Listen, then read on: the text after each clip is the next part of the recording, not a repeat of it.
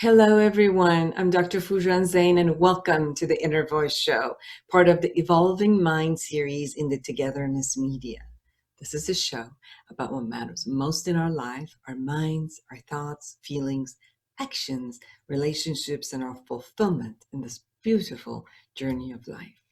Today, I will share a tip regarding our commitment to fighting versus peaceful resolution. I will also bring you the latest study about how our brain is hardwired for longing for each other. I had this amazing conversation with Dr. Sister Jenna. She's the host of American Meditating Radio about letting go, which I want to share with you. And then Sue Williams Silverman, the author of How to Survive Death and Other Inconveniences, shares her experiences and many others regarding fear of death that many of us are actually experiencing right now because of the COVID or have lost someone. Be sure to subscribe to my YouTube channel and Instagram channels. They're Dr. Foojan Zeine or Twitter, and contact me on foojan.com, Foojan.com. I would love to hear from you and know what are some of the topics that you would like me to talk about. Don't go anywhere. We'll be right back with the tip of the week.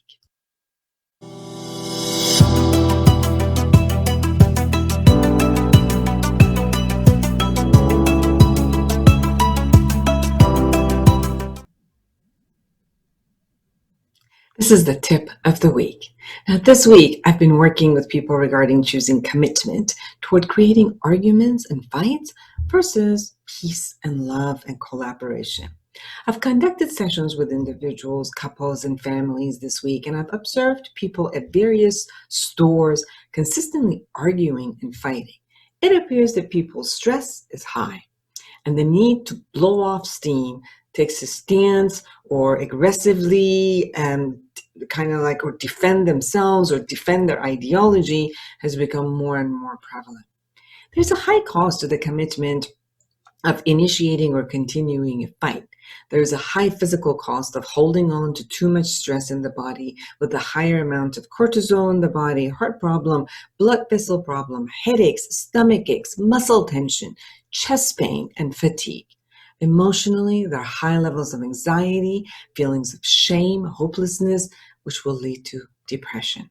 Behaviorally, there's a destruction of relationships all around. So before any interventions can be suggested, ask yourself, how come? How come you're so committed to fighting or arguing? I've heard reasons such as I'm tired of all of this and can't handle anymore, so I will just destroy this relationship. I have to take a stance harshly so that I can be heard, or I have to fight to get what I want. I'm used to fighting, or I can't control it, or whatever it is. What's your reason? What do you think is your reason? How come you do this? How come you get committed to fighting?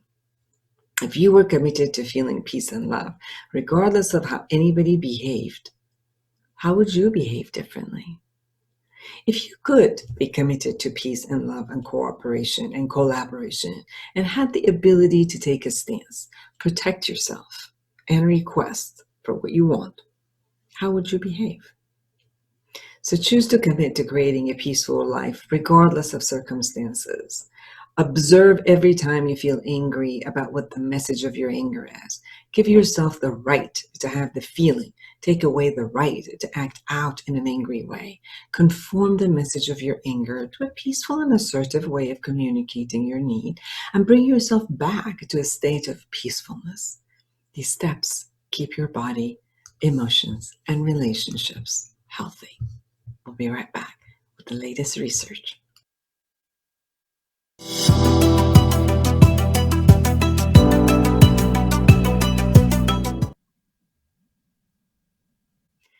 When it comes to forming a lasting bond, our longing for a partner may be as important as, if not more important, than how we react when we're with them.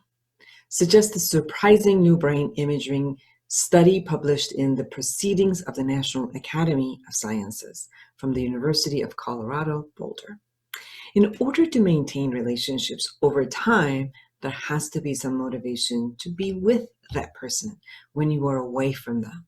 This is the first paper to pinpoint the potential neural basis for the motivation to reunite. The paper marks the latest discovery in a years-long study of prairie wolves, one of the only 3% to 5% mammalian species, including humans, that tend to mate for life. By observing the behavior and the brain activity of the monogamous rodents, researchers seek to better understand what brain regions down to the cellular level drive the instinct to form long-lasting bonds. We're uniquely hardwired to seek out close relationships as a source of comfort, and that often comes through physical acts of touch.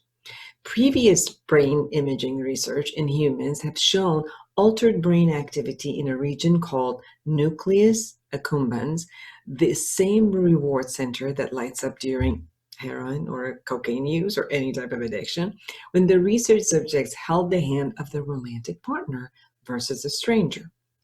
Surprisingly, that is not what they found. The stranger or lover, the wolf's brains looked basically the same when they were together. It was only when the wolves were away from their partners and running to meet them. Imagine this classic romantic reunion scene at the airport or the theme of any number of love poems, that a unique cluster of cells in the nucleus accumbens consistently fires up.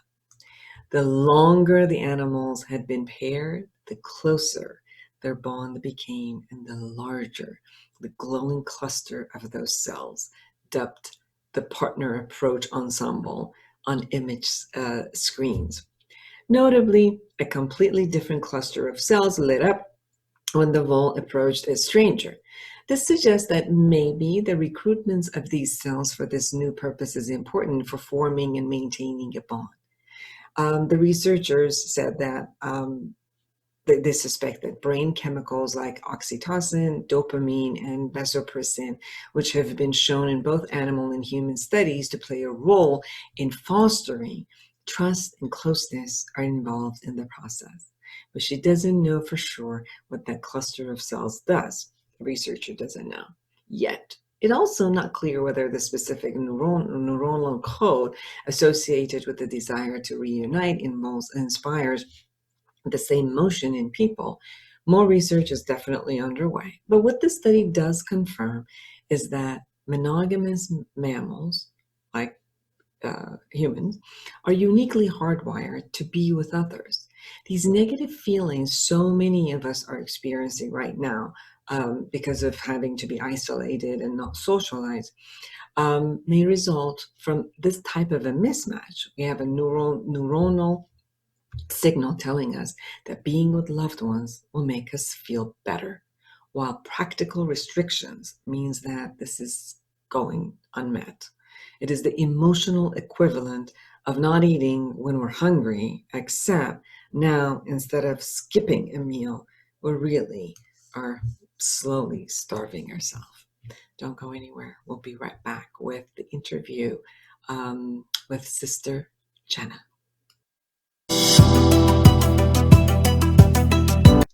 Hello, I'm Dr. Foojan Zeine, and I'm a psychotherapist and a life coach.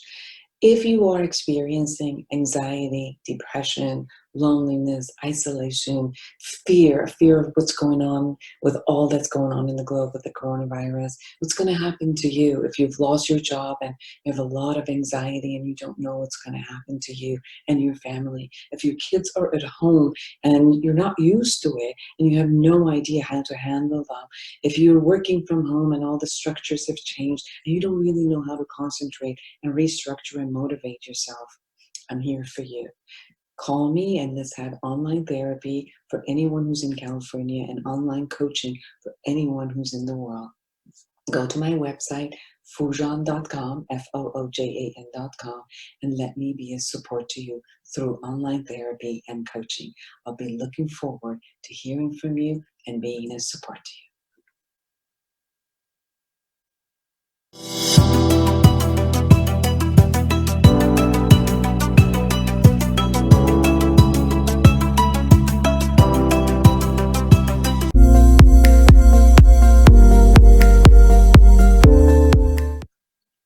Hello, everyone. I'm Dr. Foojan Zeine, and I am so excited to be with Sister Dr. Jana. She is the founder of Brahma Kumaris Meditation Museum, and she is the host of America Meditating Radio. And she's with us to give us the jewel of her wisdom and meditation for me, and then for me to share it with all of you. And today, I was going to ask you for a favor of the essence of protection, and I have heard you before, and I loved it, and I want to share that with all of my audience. Okay, lovely. Well, let's go for it and see how it turns out. You know, a lot of times when I sit for meditation, I generally start with where I am. And many of you who know me very well, I tend to be as authentic as possible. So I don't necessarily always do well, like if I'm just this. It's like I have to start with where I am. And that's what I teach individuals to do, to start where you are, because your most truthful part of yourself will emerge in your meditations. Of course, when you get supporting tools from various teachers that guide you in meditation, it's helpful. But I do urge you to get into the practice, to really check where you are currently in your life, what thoughts and feelings, what are the circumstances that are surrounding you, and then just ask, how am I feeling right now? And that will begin to stir the real dialogue that you need to be having with self. Okay? All right, so in terms of, I like to position the divine meditation comes because I'm not so fully attached to all my labels. And there are two forms of divine meditation that I like to do, but this one I feel is very important for the particular times that we're in. When I'm attached to my name, gender, role, religion, it does create some fear. If systems, circumstances, society, or relationship tries to challenge me that it might take all of those away from me, I might lose my religion, I might lose my money, I might lose my status, I might lose my looks as I get older. And those can impact the way the soul feels about itself. So what if we turned that energy of consciousness around? And my primary focal point is to really get into the acceptance and the beauty of understanding. The energy of the soul is what radiates my beauty through my eyes, through my mouth, through my body, through my religion, through my titles. What if I'm able to bring the energy of light and the energy of dignity, spiritual dignity and spiritual honor into the roles that I play, then I will feel like I am protected. The reason why we will feel protected is that when you live from inside out, you live from a place of eternity. You live from a place of power and truth. You live from a place of infinity, because the energy of the soul can never die. It can never be burnt. It can never be stripped. It can never go through that sort of a physical experience that we go through when we feel like our license is taken away from us, our partner has left us, our money has been lost. Okay? So I just want you to flip, just turn around your consciousness for a little and take a deep breath in and out. Breathe in and out a few times. And as you breathe in and out and start to relax, I meditate with eyes open, but it's up to you. You can gently close them or just as if you're daydreaming. And the reason why open-eyed meditation is so important, again, as I've stressed in previous meditations, is that you're in control of what you choose to think and feel while you're with people, while you're engaged in actions. You can still choose how you wish to receive or perceive this situation. It always means the soul's qualities and virtues, they are in charge, not the events of the outside world. All right. So, with your eyes gently opened, you've taken your deep breath. I just wanted to say how beautiful that was. I just wanted to acknowledge that, how important of a skill that is, to be able to be with the present moment and others while you are so in management of where the state of being you need to be internally to interact with the world as is. So thank you for that. And I think that's what we need more of. When I was a young girl in my teenage years, I've often thought when people meditate, they kept closing their eyes. And so you always felt like you could only meditate with eyes closed. So people would always tell me, I don't have time to meditate. So as I was maturing and growing and understanding there are different ways of meditation, I really adapted to, I want to be in control of how I think and see things with my eyes wide open in the world. And maybe that's why I've preferred Raja Yoga meditation so much. So let's dive into this experience of breaking away from labels so I can feel a sense of protection. And just travel with me. This one is going to be a little slow and easy, maybe a little bit long. So just appreciate that the experience you're going to attain will be very lasting. So one more time, take a deep breath in and breathe out. And during this crisis that we're in, or during this moment in history, the fear is overwhelming and so is the anxiety, because a lot of the things that we have believed in are now being tested by the mere fact that they might be taken away from us, or I might be losing them. That makes us so feel fearful. So we're flipping around the consciousness for a moment, and we're going to be working from inside out. I can lose money, but I can also gain it back. I can lose a person, but I can find someone back. I can lose weight, but I can also gain it back. But when I lose time, I can't gain that back. So each thought that you have is connected to time. So what if you chose to simply decide to let go of your attachment to the way your name sounds and the karmic energy that travels with your name? That whenever people call you by your name, there's a particular feeling that comes over you. Let that go for a little and observe the experience very easily, very gently.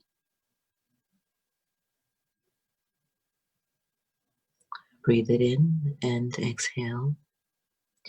And think about what it's like to let go of the attachment to your gender. You think like a woman because you look in the mirror and you see a woman. You think like a man because you look in the mirror and see a man. What if you just chose to look in the mirror and see a soul, a sparkling light? You're not your gender. Observe the feeling.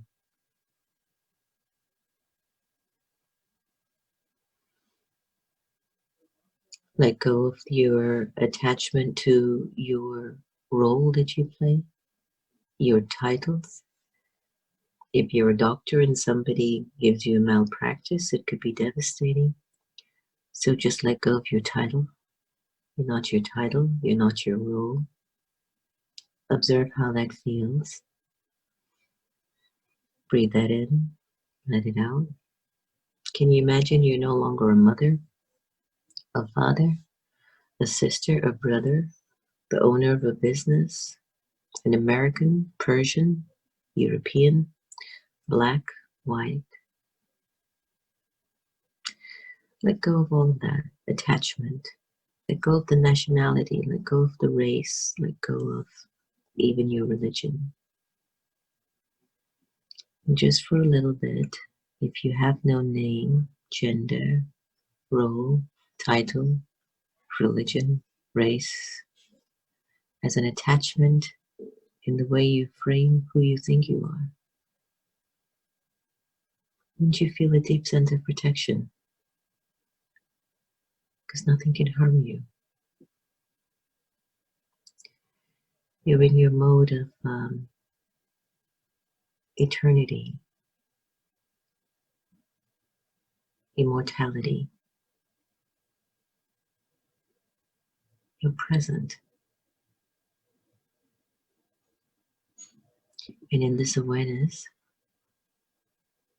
you would feel God's energy gently hovering over you, constantly protecting and guiding and empowering you, because energy connects to energy. When it's high, elevated, and powerful, they connect, and it just becomes one. So breathe that in for a little bit. Inhale what you're feeling. Just exhale. Allow the way you feel being unattached to become a very natural vibration, so you can be at a party, you can be in a car, you can be in a meeting, you can be isolated. You'll have the same feeling. Breathe in deeply and exhale again. Breathe in deeply, exhale again. You will always feel a great sense of protection when you walk around being non-attached. You will always feel a deep sense of protection when you walk around feeling love and loved and lovable. So the energy of love has no boundaries, attachment does. The energy of love has no limits, attachment does. So the more we break the attachment to these limited perceptions of ourselves, the more our energy of the soul, the energy behind our eyes, gets expanded. So again, as I told you, when you're meditating with your eyes opened and walking and moving around, you're contemplating these higher thoughts. And so wherever you go, you're spreading the fragrance of that vibration into the atmosphere and into these relationships. So I hope you all enjoyed that very simple, easy meditation for your deepening of your own personal protection as a soul. Forget the human dimension. It's the soul that we wish to protect. So these quality of thoughts will keep your soul feeling safe and protected. Thank you, Foojan. Thank you so much. For all of you, please stay tuned for more meditation from Sister Dr. Jenna. Thank you.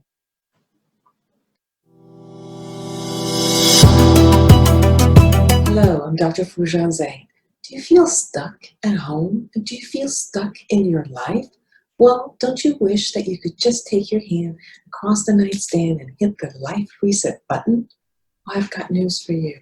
Here it is. Life Reset, the awareness integration path to creating the life that you want, with the simple process, 12 questions, and a process to go deep inside and look at where you are, creating an awareness of the present moment, healing the past, and envisioning a future, and giving you tools in how to take care of yourself and be a whole and complete person as you go into the future.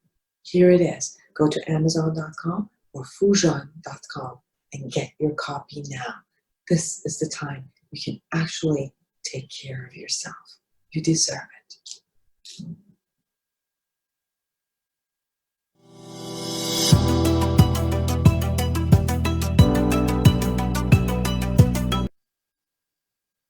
Well, welcome back, everyone. I'm Dr. Foojan Zeine, and I have Sue Williams Silverman with me. She is a memoirist, poet, and a teacher of writing at the Vermont College of Fine Arts.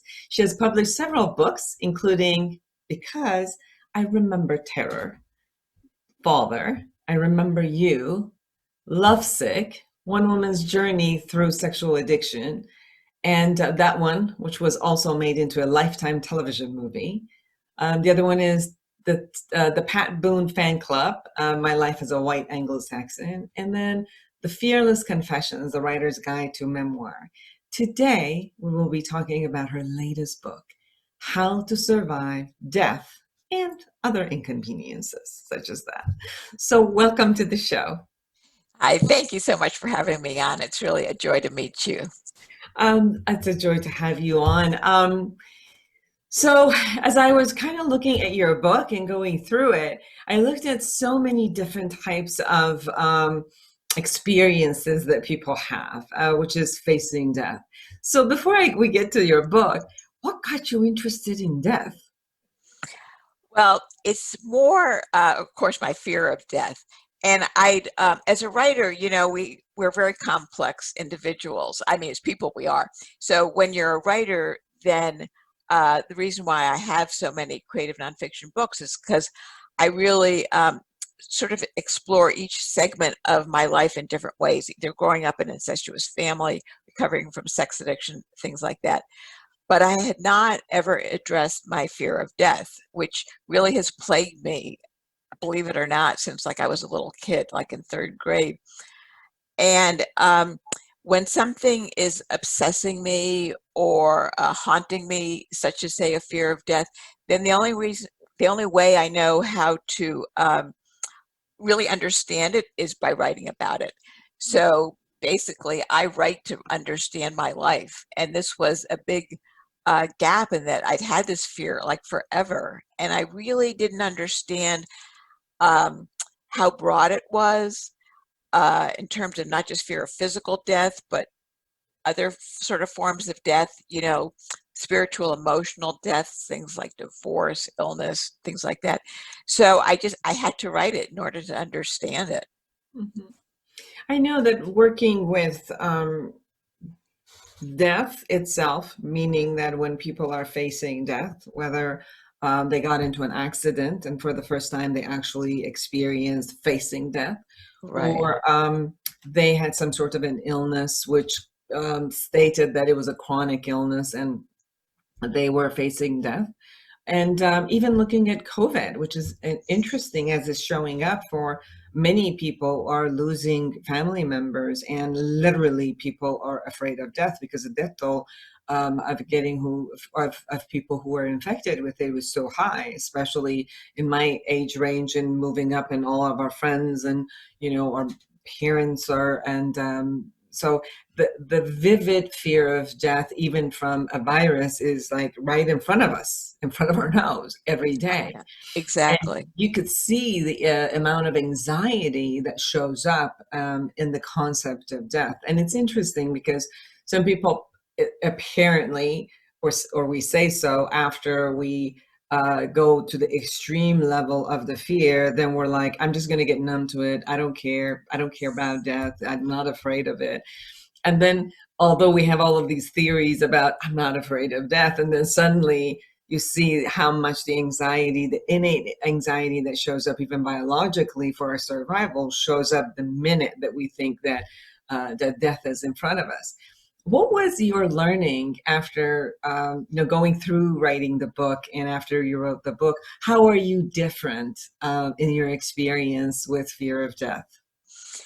Well, the nice thing or the positive thing about writing is that by writing writing creative nonfiction is a matter of self-exploration. So I was able to understand it much better. And as you know, I think once we understand something about ourselves, that in itself lessens the fear. It's like, oh, that's where the fear of death came from. Um, you know, in my case, there's several things that caused it. One was when I was like in about third or fourth grade, I saw the body of my dead grandfather, and I was not at all prepared for it, and that just like terrified me. And then also, I was sexually molested growing up, and I had no idea that that played a role in my fear of death. But through writing, I came to understand it. Well, of course, because if you're sexually molested, you're sort of like losing your sense of body. It's like your body's been stolen from you, and certainly emotionally, it feels that way. So by understanding sort of the causes of this fear of death, then as I say, it really helped lessen the fear. Sure, I still really do want to live forever, I mean, don't we all maybe? But but yet that claim that it has on me really does lessen. It's interesting that you said that. I was also sexually molested from age like 3 to 8. And I had out of body experiences. I used to watch myself from out of my body go Yes. on top of the ceiling and watch Me myself. too. Oh Did my God. you? Yes. And I remember the first time one of my friends' husband died of heart attack, and he was very young. He was like 40 years old. And I remember she said, I can't go to the hospital and see him. You have to come with me.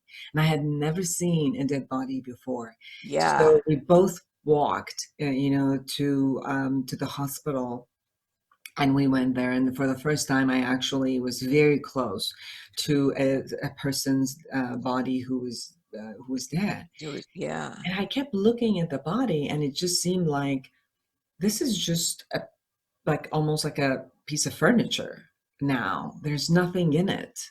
Yeah. And where is the person? And it was interesting because they're like, oh, that's the same experience I had. The furniture was on the bed, and I was upstairs looking at my furniture, which was down there. And it Yeah. had almost the same experience, almost like, you leave your body, because I had experience leaving my body. And I Exactly. maybe even my fear got less because I thought, oh, I'm just leaving. Like, I immigrated from one country to another, and I'm like, That's oh, right. it's just the immigration from one Right. place. Yeah. No, I think that there really are these similarities, and when we can kind of, you don't obviously have to be a writer, but I happen to be one. But through writing, through therapy, however we do it, talking to somebody, and really getting to the heart of what's going on, then you know, on some level, we still may, you know, have regrets and not want to die, or, regret certainly that I was ever molested. But at the same time, just really being able to put a language to it and then connect feelings to that language, just that knowledge is so powerful. I mean, having the knowledge, having the language to write about something is very empowering. Yes. So, also what is your experience about living um, to the max, to the most, when you actually are experiencing death? I've worked with a lot of veterans who obviously had gone through a lot of trauma, but within that trauma and the time that they were together bonding when they were at a site, um, and life was life and death. There was nothing in between. You were either alive, or you Right. would be dead the next minute, or you would be alive and your buddy would be dead in a minute. So there was nothing in between except these two, life or death. And I remember them coming back to obviously US, and we're in therapy, and some of them were like, I know I shouldn't be saying this, but I wish I was back, because I don't know what this life looks like, which is a mundane day to day concept. Where the other one is, if I'm alive, I'm fully alive. And then if I'm dead, I'm dead. But the minutes that I'm alive, I am fully attentive to every aspect of life. And yet, when I come back here into the mundane life, it doesn't appear that I'm fully alive. It just feels like, I'm going through my day. What was your experience as you were writing in your own, if you sharing and, writing the different types of essays that you have in your book? Well, to me, writing is a form of life. I mean, I really can't imagine my life without writing. When I'm writing, I feel fully alive, fully engaged. And I understand what you're saying and what these veterans are saying. But I think it's really a matter of embracing what you do have, and finding real joy in whatever it is that interests you. And I think that it's sad, say, that Veterans Affairs, I mean, that we don't have a graceful or important way to bring veterans back into the real world. And I think that they serve, they come back, and we drop them. So I think that that's part of it, is that they're not given a kind of a different sort of mission in a way. I mean, because there's so much that they could offer, like, say, going into public schools, talking to young kids. That would so where I teach, I'm actually working with a vet, and he's writing about his experiences. And one thing that he does is he goes around to different organizations talking about his experiences of that. And that has given, that in addition to writing, has given his life so much meaning. So I think that it's a matter of passing on what we know. So I've had these different life experiences, you know, an incest survivor, struggling with sex addiction. And by writing, it's meaningful for me, but then I put my books out in the world, and then it becomes meaningful to other people. And so, you know, that sharing of experience is a huge part of life, because it's empowering. We're connecting with other people. I mean, all the emails that I get from particularly women who write to me thanking me for the books, or back when we could go out in the world and I'd give a reading at a real bookstore and I would see women individually, you know, and having them tell me their story too, that interaction is so valuable and is so much a part of how I feel, the is how I see the importance of life, you know, every day in the moment. And I think if the vets could, who are feeling sort of lost back, you know, once they return to the States, if they would just engage with others, that I think that that could really change their lives. I've spoken also about how to create a legacy that lives on, whether it's through your sharing, whether it's through your book or being with the family and community.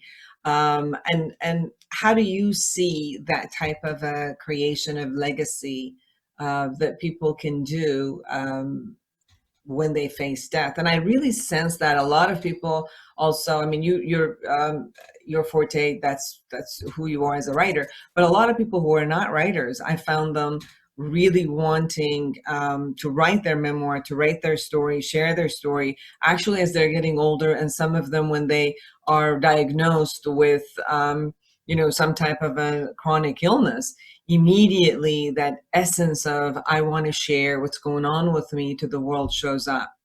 Exactly. I mean, you know, like I don't have children. And so people who do, I mean, that's one way for your legacy to carry on. But, you know, I happen to be a professional writer, but you don't have to be a professional writer to just want to just kind of get down some of your life story that you can leave to your children and your grandchildren. But I think the other way of leaving a legacy is through doing good works. I mean, through helping other people. And, you know, I really am totally counting on the fact that I'm not going to die. Um, but when okay, I know I will, but like I've taught so many students, and I know that that really mean that my students really care about me because they know that I care about them. So that's one way to have a legacy, you know. And then, you know, because of my books, I mean, I write my memories in my books, regardless of what the memories are, good memories, bad memories, they're all important memories. And so part of my legacy will be my books. And so I think that art itself, I mean, a culture is one way for, that's how civilizations really are remembered. It's through art. And so I, of course, also encourage, you know, people to become, you know, writers and or artists in whatever form. So, you know, regardless, there are so many ways to leave an important legacy. And it's a matter of finding one that sort of fits your, you know, who you are. Very much. You also, in some of the stories, talk about what you also said at the beginning of our conversation, the smaller deaths, such as divorce, addiction, emotional losses, illnesses, things that happen in our life where um, it's a death of that era, or it's a death of that phase of life, which we know it's not going to come back. Like we know my youth isn't going to come back. I know Right. that type of an energy won't come back. There's some experiences that we have they will just never come back. And there's a part of us that goes through the grief, and if we allow ourselves to go through the grief, then we can like live the next phase fully and experience it fully before we need to let go of that phase. For many people, letting go is very, very difficult. Sometimes because they don't know what the next phase will be. Yeah, and that can be scary. Mhm. Yeah, I agree. I mean, it's sort of interesting being a writer is that that's one way by exploring, say, okay, I've been divorced twice, and I do consider those forms of what I call sort of emotional deaths, sort of mini deaths. They aren't going to physically kill me, but it is a form of death. And that's part of my book too. It's not just about my fear of physical dying. The word and other inconveniences are these other things. But by writing about them, I I do re-experience them, which to some people might sound, oh my God, I don't want to re-experience something so, awful. But I don't see it that way at all. I see it as an opportunity to understand it more fully and make sense of it. And so, say by writing about a divorce, then yeah, I'm sort of reliving it, but in a much better way because I sort of have control over the situation. I can form it in my own framework with my own language and come to terms with it in a much deeper and more profound way. And by doing that, that's when I can sort of begin to let it go. Once, we tend to hold on to things when we don't really understand them or haven't come to terms with them. For me, through writing is a way to much more fully understand something and come to terms with it. And then there is a kind of sigh of relief, a kind of lightening of my being. Yes. How do you discuss death through the emotional authenticity of just experiencing the experience and moving forward? How do you do that? How do you express it in that in a form of authentic emotional release? I really try to do it by using the language that doesn't try to sugarcoat it. I mean, when we say somebody just passed on or they've gone to a better place or something like that, to me, I understand why people do that. And this isn't a judgmental thing, but it's just for me, I think it's more authentic to just kind of look at something straight on and say, yes, that person has died. We don't know, if you believe in, a life after death. I mean, I happen not to, which makes my fear of death that much greater. But, regardless, it's really just saying, how do we know they've gone to a better place? I mean, I want to feel my own grief over something. And just by saying, oh, they've gone to a better place, and then that sort of lets me off the emotional hook, saying, oh, well, I don't have to feel grief because they're in a better place. I don't want to do that. I really want to feel the grief because I think only by really letting yourself have those feelings is a way to process them. And that's a way to kind of let go. Like, I don't believe in the word closure. I don't even know what that means, but it is a way to sort of lessen it if you've really let yourself experience in the first place. Basically, it's like not living in denial. Yes. Yeah. What inspired you, or what not inspired, maybe triggered you in this time of your life so that the fear of death was right here that enticed you to write this book? Probably getting older, and but also I'd written about so many other things. It's sort of like I have to write because if I don't write, then I just start getting very anxious and everything. So it's also like what was left to write about. I've written about so many other topics in my life. And so, and this was such a big one. And somehow I just hadn't thought that it was something you could write about. But then I thought, well, yes, of course I could write about it. And so I think it was a combination of things. Well, first of all, a beloved therapist of mine had died. A beloved cat of mine had died. It was like my magical cat. And those were like these two big losses. And then I realized, well, yeah, I'm getting older as well. And then just looking for something else to write about. Um, so it was sort of like this confluence of forces came together that, okay, this is what I really need to do. I really need to understand what this fear is. Where did it originate? What does it mean? And it wasn't until I was actually writing that I even came to understand sort of about these other forms of death, that the role that they had played, say like divorce, illness, uh, and or the sexual abuse, things like that.